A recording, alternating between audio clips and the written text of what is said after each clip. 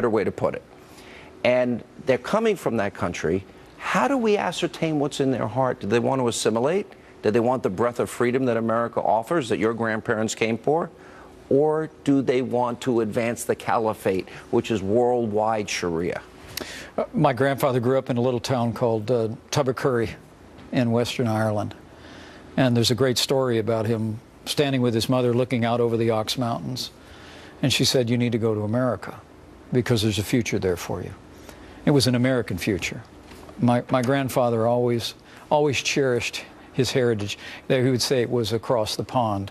They might have been friends with my grandparents. They came here with $10 in their pocket. I think it's very likely. Yeah. But I'm saying he came here to be an American, to buy into the principles enshrined in the Constitution and the Declaration of Independence. And I believe that everyone who is here must be encouraged to buy into the American ideals of freedom. But we have to examine if you grew up under a system that is the antithesis of what we believe as a constitutional republic, and the values are so different. We have to figure out a way to vet that, don't we?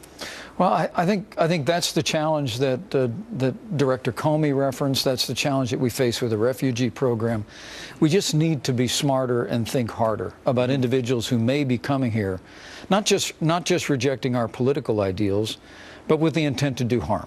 And that's where we need, as Donald Trump said, we've just got to find out what's going on, and we've got to approach this differently and boldly.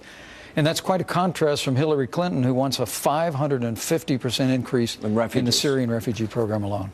You, in 2006, the GOP at that time was considering full-scale amnesty. You rejected that concept. I did. And you said in part because what makes America exceptional is the rule of law, and immigrants' first action joining this country cannot be breaking the law through illegal entry.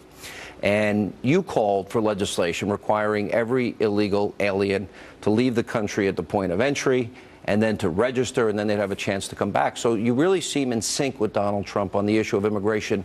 Does that include the wall? Absolutely. And is Mexico going to pay for it? Absolutely. Okay. That president we mentioned before said a nation without borders is not a nation. And building the wall, establishing border security has to be job one. Internal enforcement. I mean, we are a nation of laws, and we need to uphold those laws. Do we have to build the wall first and then deal with those people that are here illegally?